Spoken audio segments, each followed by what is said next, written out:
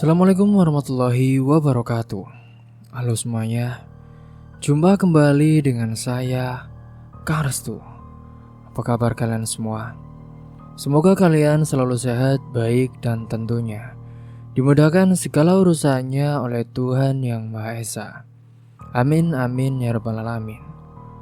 Oke, seperti biasa kali ini saya akan menceritakan sebuah kisah horor. Dan bagi kalian yang baru bergabung di channel kami, jangan lupa klik tombol subscribe-nya. Klik juga lonceng notifikasinya serta like video ini agar kalian semua tidak ketinggalan cerita-cerita menarik dan terbaru tentunya dari channel kami. Oke, terima kasih. Dan langsung saja tanpa berlama-lama lagi. Bagaimana kisahnya? Ini dia ceritanya. Sinta duduk di depan meja rias, menggenggam pensil alis yang dari dulu menjadi senjata utamanya. Cermin tua yang dipakai ibunya dulu masih berdiri kokoh, retaknya menyilang di sudut kanan atas. Di balik pantulan itu, wajah perempuan muda dengan sorot mata tajam dan lelah tampak menatap kosong. Di balik riasan tipis dan senyum yang sering ia pasang saat bekerja, Sinta menyimpan badan yang tak pernah reda. Sudah 3 tahun sejak kedua orang tuanya meninggal. Kecelakaan mobil yang tragis di tanjakan Banyuanyar tak hanya merenggut nyawanya, tapi juga mewariskan hutang hingga ratusan juta rupiah. Hutang dari bisnis salon sang ibu yang sempat jaya, tapi akhirnya runtuh setelah ditipu rekan kerja. Semua beban itu jatuh ke pundak Sinta, anak sulung dari 4 bersaudara. Perempuan yang sejak SMA sudah dikenal karena kecantikannya dan sempat ditawari jadi model majalah remaja.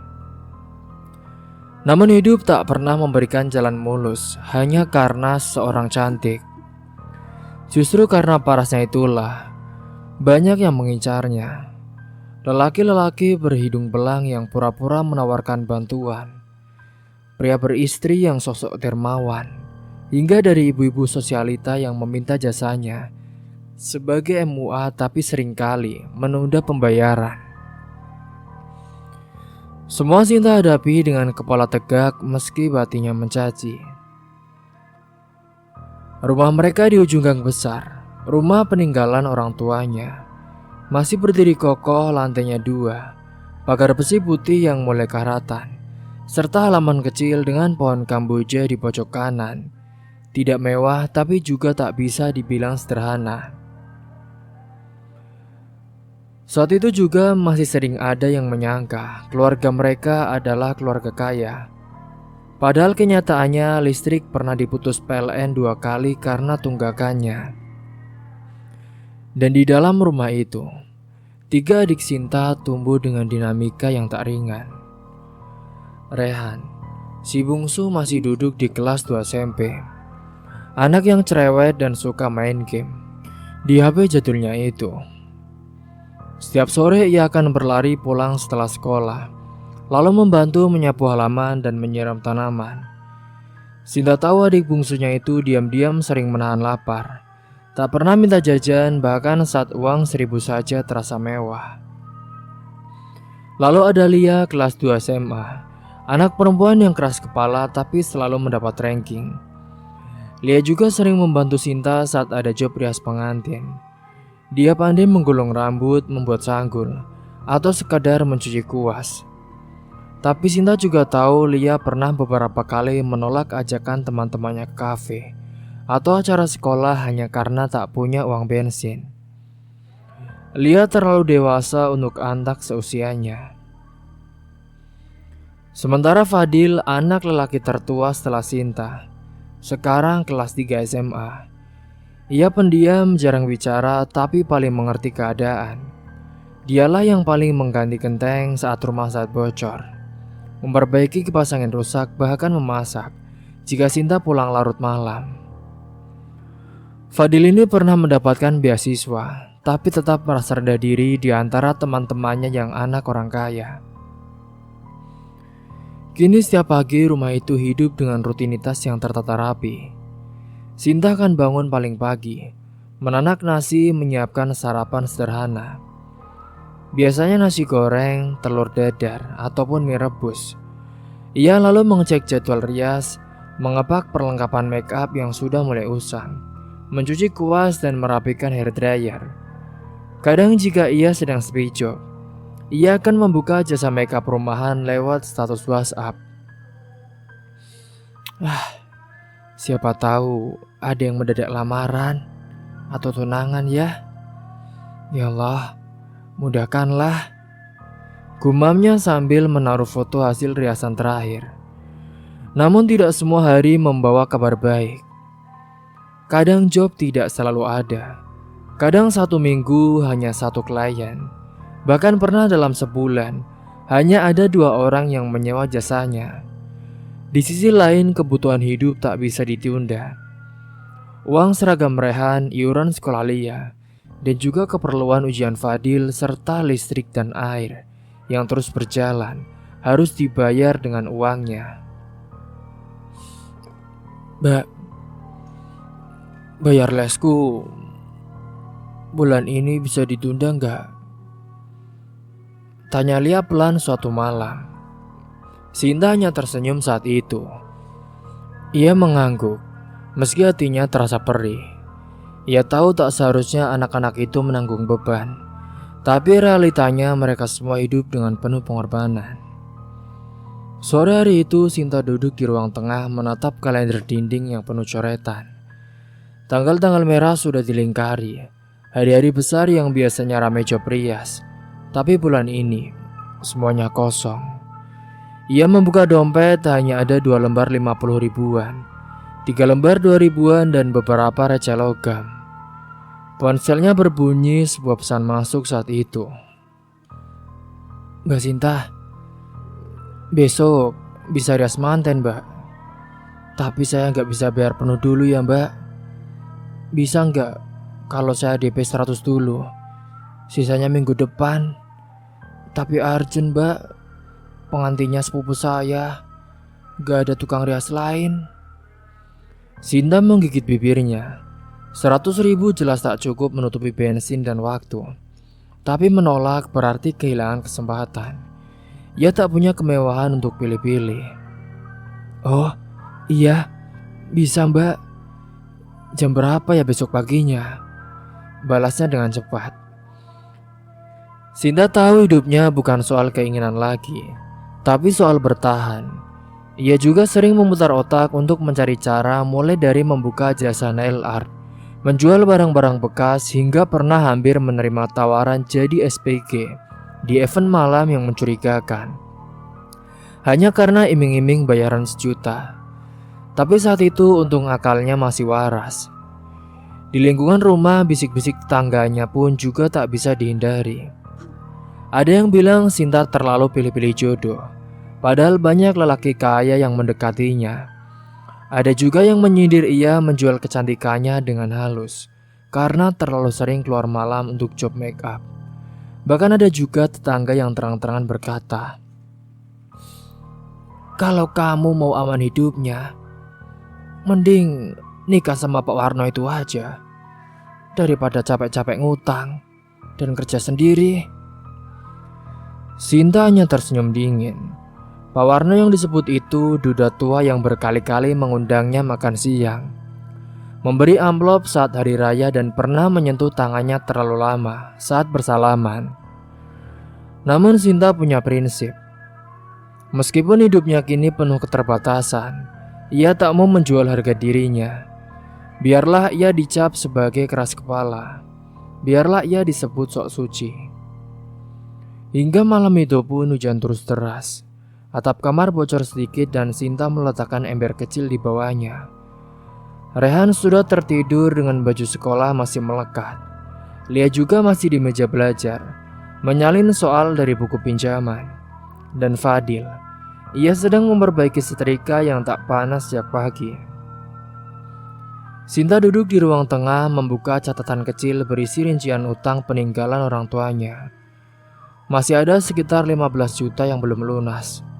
Lalu iuran koperasi sekolah adik-adiknya, kebutuhan dapur, dan tabungan darurat yang hanya tinggal angka di pikiran. Tapi besok, ada satu pengantin yang harus ia rias, satu wajah yang harus ia percantik, dan dari wajah itulah mungkin ada rezeki kecil untuk suatu minggu ke depan. Ia pun menutup catatannya menatap jendela yang berembun. Ya Allah, jangan biarkan aku jatuh sebelum mereka semua bisa berdiri sendiri. Aku mohon, semoga adik-adikku bisa lebih sukses daripada aku. Pada pagi itu, langit mendung menggantung di atas pelataran rumah pengantin. Udara lembab, rumput basah oleh embun yang belum sepenuhnya menguap. Sinta turun dari motornya. Tas make up besar disampirkan di punggung. Wajahnya tetap tenang meski dadanya sesak karena semalam hanya tidur 2 jam. Ia menatap rumah megah bercat krem di hadapannya, lengkap dengan tenda biru dan juga lantai berkarpet merah. Seorang wanita parubaya menyambutnya, lalu membawanya ke dalam kamar pengantin. Di sana mempelai perempuan sudah duduk manis, wajah manis polos. Sedikit gugup, Sinta pun menyapanya dengan hangat, lalu mulai mengeluarkan peralatan. Beberapa jam berlalu saat itu. Jemari Sinta pun menari di wajah pengantin, lembut, terlatih. Ia tahu betul harus bagaimana menyamarkan jerawat, menonjolkan lekuk mata, menyeimbangkan kontur wajah. Ia bekerja dengan serius seperti biasa, hingga akhirnya terdengar suara pintu dibuka. Saat itu, seorang pria berdiri di ambang pintu, membawa nampan berisi teh manis dan juga kue basah. Tubuhnya tinggi, rambut rapi, wajahnya bersih, dan senyumnya sangat hangat.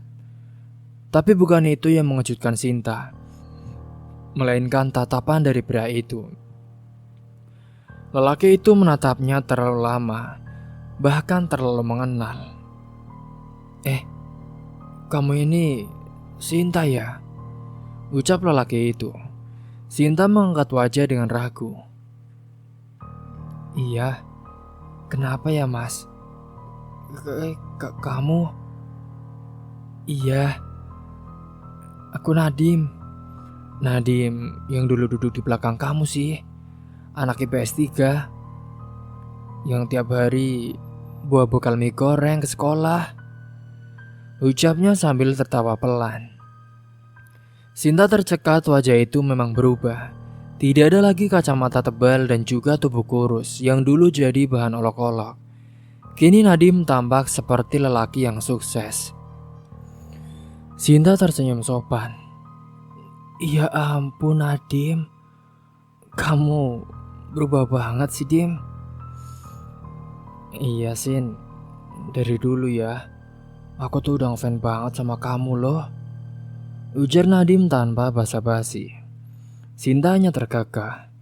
Nadim pun duduk di sofa ujung ruangan sambil memperhatikan Sinta bekerja.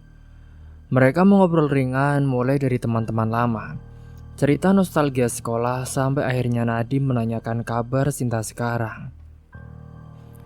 Sinta tak langsung cerita semuanya, tapi saat Nadim mulai membuka diri tentang pekerjaannya sekarang yang katanya mengatur jadwal hiburan untuk berbagai event di malam kota, Sinta pun ikut mencurahkan isi hatinya saat itu, tentang kehidupannya, tentang ketiga adiknya, hutang orang tua, dan bahkan betapa kerasnya hidup yang ia jalani sekarang. Nadim mendengarkan dengan tenang, kemudian dengan nada rendah, ia pun berkata, "Sin, kalau kamu mau, aku bisa bantu loh. Tapi mungkin caranya gak seperti yang kamu pikir." Sinta menoleh, tatapannya heran. "Maksudnya apa ya Dim?" "Jadi gini, aku tuh kan bukan bos perusahaan besar atau semacamnya. Aku ngatur penjadwalan perempuan-perempuan menghibur buat klien-klien tertentu. Tapi kamu jangan langsung mikir yang aneh-aneh dulu ya. Ada banyak jenisnya kok. Bukan cuma Ya, yang itulah. Kamu pasti paham. Sinta langsung berdiri, jantungnya berdetak cepat. Kamu nawarin aku jadi itu? Enggak. Aku enggak nawarin kamu jadi perempuan sewaan, bukan. Maksudku ya ada yang lain. Ini dengerin dulu, Sin. Kamu tuh enggak harus ya jadi wanita penghibur yang melayani fisik. Ada juga yang cuma nari. Ya kamu tampil, terus pakai topeng, nama samaran. Gak ada sentuhan, Sin. Kamu cuma joget saja. Penampilan loh. Dan bayarannya bisa jutaan semalam. Bahkan bisa puluhan juta. Apalagi belum nanti jika yang lain ikut nyawer. Pasti lebih banyak, Sin. Sinta terdiam saat itu. Gimana ya, Dim? Udahlah. Yang penting kan kamu gak pernah buka identitas asli. Semua aman, Sin. Kamu bisa pilih hari kamu mau kerja. Bahkan kamu bisa pakai kostum lengkap biar gak dikenali. Sinta tak langsung menjawab. Ia menyelesaikan pekerjaannya, pamit dengan sopan lalu pulang sambil membawa semua itu di pikirannya. Ketika malam harinya di meja makan, ketiga adiknya tampak ceria. Lia bercerita tentang tugas kelompok, Rehan pun tertawa karena temannya nyangkut di pagar sekolah. Sementara Fadil memasukkan nasi ke piring mereka satu persatu. Tapi tak satu pun dari mereka tahu bahwa di dada Sinta, kakaknya, perang sedang berkecamuk. Malam berikutnya, Sinta memberanikan diri menghubungi Nadim. Mana ya? Apa aku coba aja? Iya deh, aku mau coba. Lagian kan cuma penari, bukan yang lain. Dim, aku mau coba, tapi cuma sebagai penari ya, bukan yang lain. Kalau sampai yang lain, aku gak mau ya. Nadim pun membalas dengan cepat saat itu. Oke, Sin, aku akan atur. Pertama kali kamu cuma tampil 15 menit pakai topeng. Sekarang nama kamu Cinta kalau di sana, bukan Sinta. Oke? Singkat cerita, pada waktu itu malam Sabtu pun telah tiba. Sinta datang ke tempat yang sudah diberi alamat. Sebuah lowongan semi tertutup di lantai atas gedung tua, dekat rel kereta. Ia memakai gaun hitam panjang belah paha, heels 5 cm dan topeng hitam bertabur glitter. Rambutnya digerai, tubuhnya sedikit gemetar.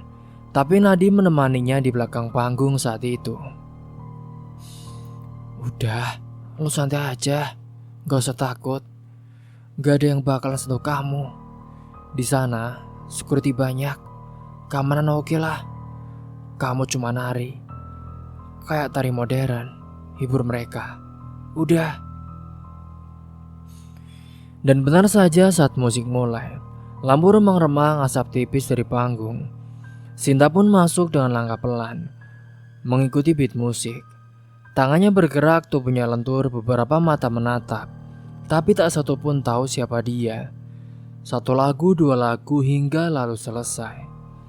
Sinta pun kembali ke ruang belakang. Nadim menyambutnya sambil memberikan amplop kecil. Keren. Lo keren banget sumpah, Sin. Tadi ya, para penonton terhibur semua. Mereka semua bahkan ketagihan lihat tarian lo. Ini bayaran pertama malam lo. Malam ini lo dapat 1 juta bersih. Dada Sinta bergemuruh saat itu. Seketika wajah adik-adiknya pun melintas. Iuran sekolah, listrik, uang belanja, semua terasa lebih ringan. Uang 1 juta itu kini bisa ia dapatkan hanya dalam 1 malam.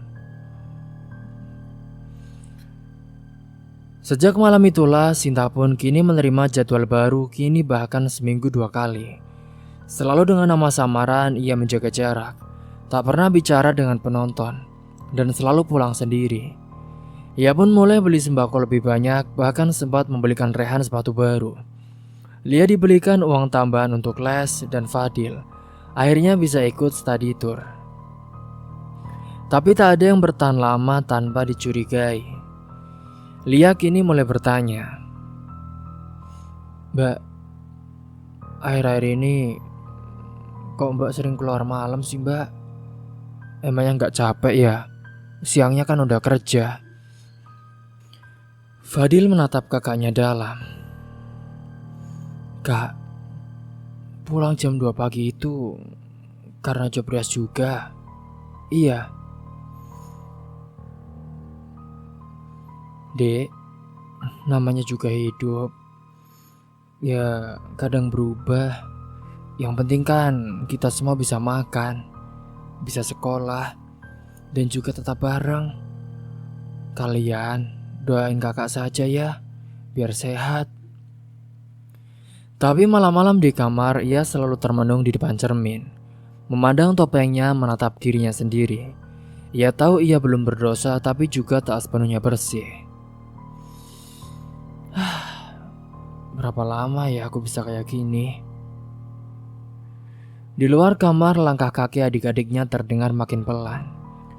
Tapi di dada Sinta, suara nadanya justru semakin keras.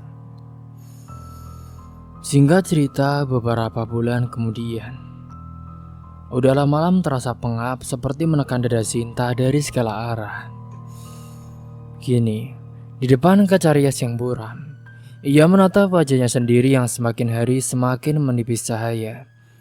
Mata pandem menggelap, bibir pucat dan pipi yang semula padat kini tinggal tulang yang menonjol. Tapi ia tetap memulas wajahnya dengan senyum tipis. Job rias pagi ini di rumah seorang pengantin baru selesai 2 jam yang lalu. Ia belum sempat makan, bahkan saat duduk pun tubuhnya gemetar. Lia tadi sempat berkata, "Mbak, kenapa sih Mbak? Sekarang kok kerja terus? Gak pernah istirahat loh Mbak." Sinta menjawab singkat, "Dek, selama masih ada tenaga, Mbak akan cari uang. Kalian kan belum bisa sendiri. Ini kesempatan Dek, supaya Mbak bisa punya tabungan." Pada hari itu ia mendapat 2 job desk pengantin sekaligus. Pagi dari jam 5 sampai 11 siang. Lalu siang hari menuju sore, ada di daerah seberang kota. Sore hari waktu itu baru sempat pulang dan belum benar-benar bahan ponsel sudah berdering. Itu Nadim. "Sin, malam ini kita dapat tamu gede ya. Pejabat kabupaten, orang dalam. Katanya dia suka jogetan sama kamu. Dia juga katanya mau kasih saweran gede, bisa ratusan juta. Kamu tampil malam ini ya. Aku udah atur semuanya." Sinta memijit kening saat itu. "Dim, aku baru aja pulang loh Dim. Lagian kan aku mau bilang kalau aku pengen libur. Badanku sakit semua loh Dim. Bisa gak nanti aku diganti dulu?" "Yah, gak bisa lah Sin. Ini kan kerjaan kamu. Kamu pikir gampang cari momen kayak gini? Mereka mintanya kamu ya Sin. Kamu cuma goyang 15 menit aja. Udah, gak usah punya gerak. Yang penting hadir. Lagian kan kamu udah biasa." Suara Nadim mulai meninggi. Sinta diam, ia merasa tubuhnya seperti dibakar. Tapi apa pilihan yang ia punya? Uang 100 juta bisa melunasi utang terakhir orang tuanya. Bisa beli laptop buat Fadil yang sekarang makin sering pinjam ke teman. Bisa juga bayar les bahasa Inggris Rehan. Tapi tubuhnya sendiri seolah memberontak saat itu. Malam itu pun dengan kaki gemetar dan kepala berdenyut, Sinta nekat berangkat. Ia membawa tas kecil berisi topeng dan juga sepatu dansa. Sepanjang jalan angin malam terasa seperti duri di kulitnya. Ia hampir tak bisa berdiri tegak saat turun dari ojek, tapi tetap melangkah masuk ke lowongan rumah itu. Dengan wajah dingin dan langkah yang dipaksakan. Di ruang belakang Nadim sudah menunggu. Cepat, ganti bajunya. Itu, tamunya udah nungguin. Sinta mengangguk lemah saat itu. Memakai kostum merah menyala yang tipis dan juga panjang. Menyembunyikan luka lecet di pahanya dengan perban dan juga stocking. Topeng ia pasang dan sebelum naik ke panggung, ia sempat berpegangan ke dinding karena pandangan berkunang-kunang. Lampu pun dinyalakan, musik dinyalakan, ia masuk. Perlahan gerakannya tidak menggoda biasanya, tapi cukup untuk membuat sorakan. Pejabat yang duduk di barisan depan pun mulai berdiri, mengangkat lembaran uang, melambai-lambaikan saweran. Semua terasa seperti kabur bagi Sinta. Tapi ia tetap menari, tetap memutar tubuh, tetap tersenyum dari balik topeng.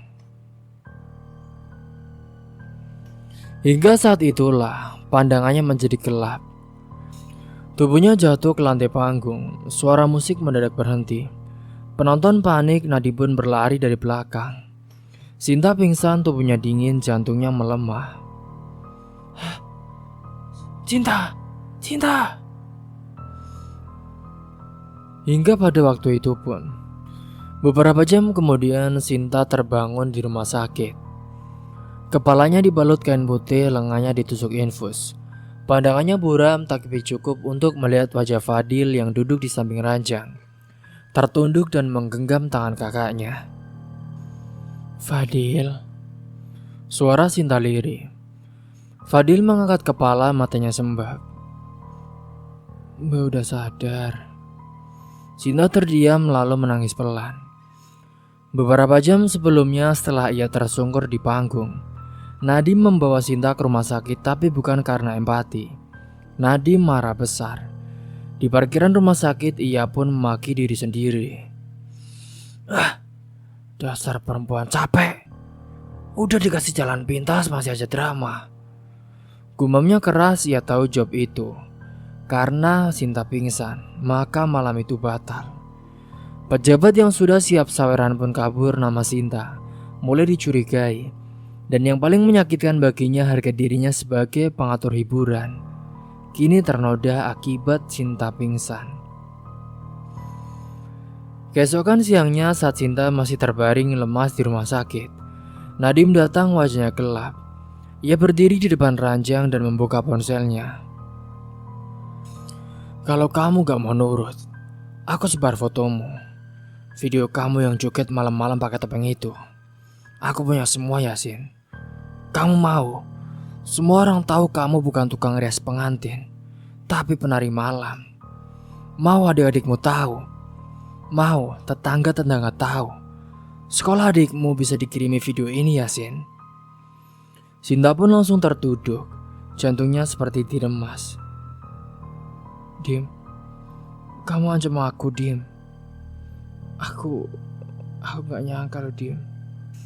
Sinta ingin membalas, ingin melempar barang, ingin berteriak, tapi tubuhnya masih lemah. Tangannya gemetar dan mata Fadil yang dari tadi hanya memandang dengan tatapan asing, kini Fadil tahu. Seiring berjalannya waktu, kini kabar bahwa Sinta pingsan di lounge tersebar dengan cepat. Orang-orang yang sudah memesan jasanya untuk rias pengantin merah besar. 5 orang langsung membatalkan pesanan. 3 diantaranya menyebarkan keluhan lewat media sosial. Nama baik Sinta pun sebagai MUA mulai tercoreng. Ini kenapa MUA-nya gak profesional sih? Janjinya jam 7. Malah dilarikan ke rumah sakit. Katanya profesional, ternyata pekerjaannya ganda. Sinta hanya bisa menangis saat itu. Di rumah ia mendengar pintu kamar Lia dibanting. Suara Rehan yang berkata, "Aku gak ngerti ya mbak, kenapa mbak berubah?"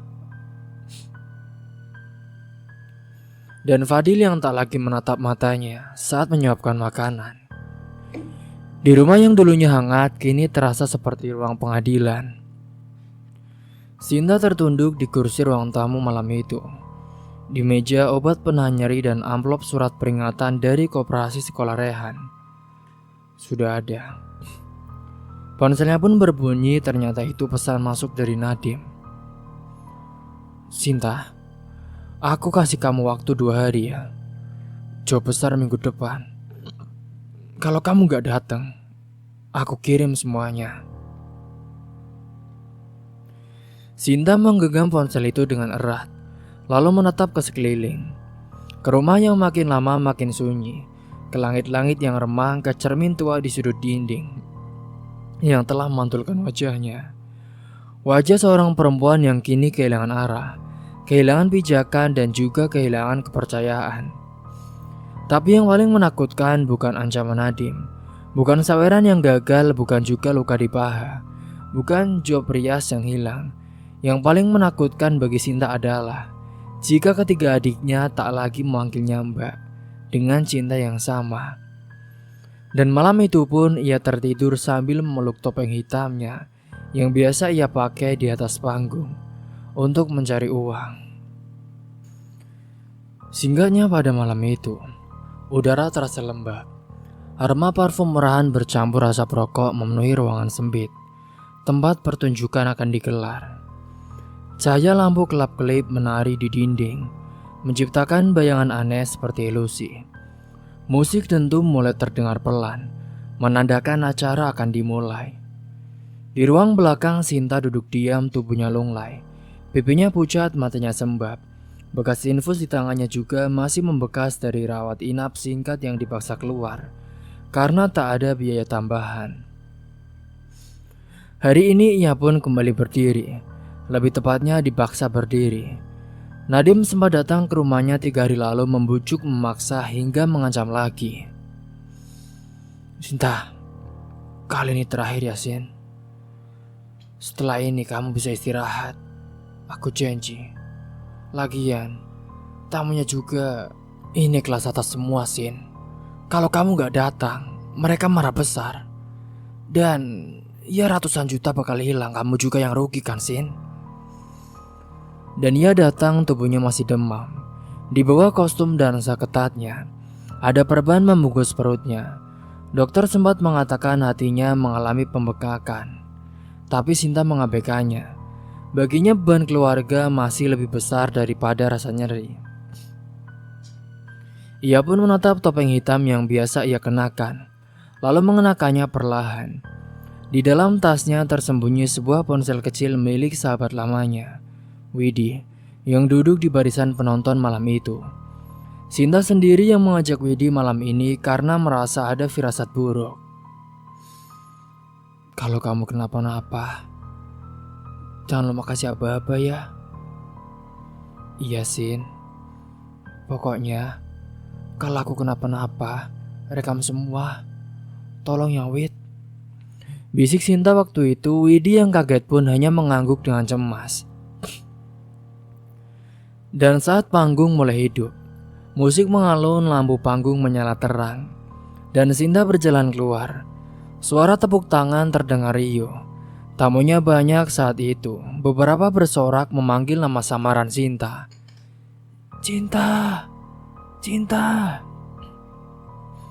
Sinta melenggang, kakinya gemetar. Tapi ia paksa, ia tersenyum palsu dari balik topeng. Tubuhnya mulai bergerak mengikuti irama. Perlahan, lalu lebih cepat. Ia goyangkan pinggul, lemparkan tatapan menggoda. Menari seolah tubuhnya itu tak sakit. Tapi semua tak bertahan lama. Tiba-tiba saat itu tubuhnya kaku, tangannya gemetar. Ia menahan perutnya, matanya kosong, lalu dalam hitungan detik saja, tubuh itu jatuh ke lantai. Kaki-kaki cantiknya tertekuk dan seluruh tubuhnya mulai kejang hebat. Suara penonton panik, beberapa berteriak. Beberapa malah mengira tertawa itu bagian dari pertunjukan. Nadim yang sedang berdiri di balik panggung pun langsung naik. Wajahnya kesal. Ia tak terima melihat saat itu Sinta sudah pingsan. Ia pikir ia pura-pura. Dasar. Bangun. Gila kamu ya. Ini tamu besar loh Sin. Ayo, kerja," teriaknya. Ia pun mengguncang tubuh Sinta, tapi Sinta sudah tak bergerak. Tubuhnya menggigil hebat, keringat dingin mengalir deras. Nadim barulah panik, tapi amarah mengalahkan nalar saat itu. Dengan emosi yang sudah meledak-ledak, Nadim meraih botol kaca dari meja, lalu melemparkannya ke lantai dekat tubuh Sinta. Pecahan botol itu mengenai kepala Sinta. Dan saat itu, darah mengucur, tubuh itu berhenti menggeliat, sunyi. Semua penonton terdiam. Widi yang sejak awal sudah memegang ponsel di tangan pun langsung berdiri. Ia menerobos kerumunan dan menjerit, "Ya ampun, Sinta, tolong ambulans, dia sakit parah." Tapi semuanya sudah terlambat. Sinta ternyata sudah tak bernafas. Petugas datang setengah jam kemudian setelah Widi menelpon dengan gemetar. Polisi menyusul setelah laporan diterima bahwa ada insiden mencurigakan. Widi pun menyerahkan video penuh yang ia rekam sejak awal. Dalam video itu, jelas terdengar ancaman Nadim, terlihat tubuh Sinta yang limbung sejak awal tampil, hingga momen tragis pun saat botol kaca itu menghantam kepalanya. Kini polisi menyita semua barang bukti malam itu. Tempat itu pun ditutup, Nadim ditangkap malam itu juga. Dalam berita yang tersebar keesokan harinya, nama Sinta menjadi sorotan. Foto-foto rias pengantin yang dulu ia unggah dibongkar netizen. Tapi lebih dari itu, video dari Widi beredar dengan luas. Orang-orang yang sebelumnya mencibir kini mulai bungkam. Para tetangga yang sempat bergosip kini hanya bisa terdiam saat melihat mobil jenazah berhenti di depan rumah keluarga Sinta. Di rumah itulah Liam menangis memeluk spray bekas kakaknya. Rehan duduk di sudut kamar dengan wajah kosong. Sementara Fadil, ia hanya berdiri di teras, menatap langit sore yang mendung. Mbakku bukan perempuan nakal. Mbakku, dia adalah orang paling hebat di rumah ini. Dia yang ngasih makan kami, dia yang nyekolahin kami, dia juga yang rela dihina asal kami bahagia, katanya pada wartawan yang sempat menyusup. Ketiga adiknya sudah tak tahan melihat kesedihan itu. Mereka pun nangis sejadi-jadinya. Sementara saat ini, jenazah Sinta dimakamkan dengan air mata ribuan orang. Bahkan orang-orang yang dulu mencibirnya ikut datang. Beberapa membawa bunga, sebagian lain hanya berdiri dari kejauhan. Tapi tak satupun berani menatap wajah adik-adiknya. Dan di malam hari saat video rekaman Widi mencapai trending, judulnya sederhana, "Cinta Terakhir Sinta." Saat dunia tak paham, ia tetap menari. Netizen rame-rame saat itu menulis komentar dukungan. Banyak yang menyayangkan nasib perempuan itu, banyak pula yang mengutuk Nadim. Polisi menetapkan Nadim sebagai tersangka utama. Tuduhan penganiayaan yang menyebabkan kematian, serta eksploitasi perempuan, dan juga ancaman kekerasan. Kini tempat untuk hibur wanita itu ditutup permanen. Semua asetnya disita, tapi Sinta sudah tidak kembali. Di kamar sempit yang dulu selalu jadi ruang rias kecilnya, kini hanya tinggal kotak make up yang terdiam di sudut. Di atas meja tertempel catatan kecil. Untuk Lia, Rehan dan Fadil. Kalian jangan pernah malu dengan kakak kalian ya. Karena aku bukan sempurna, tapi aku ingin kalian tetap bisa sekolah dan hidup. Fadil pun menyimpannya di saku bajunya. Lia mencetaknya dan menaruh di dompet. Sementara Rehan, ia menulis ulang dengan tangannya sendiri dan menyelipkannya di buku pelajaran. Mereka bertiga menjadikan kata-kata dari kakaknya sebagai motivasi agar mereka di masa depan bisa menjadi orang sukses. Kini pada waktu itu pun, Banyak orang kampung sempat bilang, itu karma lah, apalah.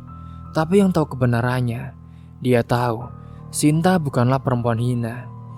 Ia perempuan yang terpaksa menjadi topeng demi jadi seorang lelaki di rumah sendiri.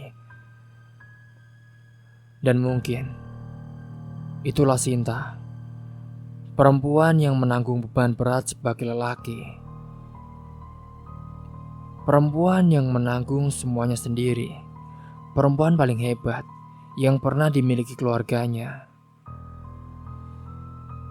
Semoga kalian semua bisa mengambil hikmah dan pelajaran dari kisah ini. Mungkin itu saja yang dapat saya sampaikan. Kurang lebihnya mohon maaf apabila ada salah kata ataupun ucapan yang kurang berkenan bagi kalian semua. Jangan lupa subscribe dan like video ini agar kalian tidak ketinggalan cerita dari kami. Akhir kata, wassalamualaikum warahmatullahi wabarakatuh.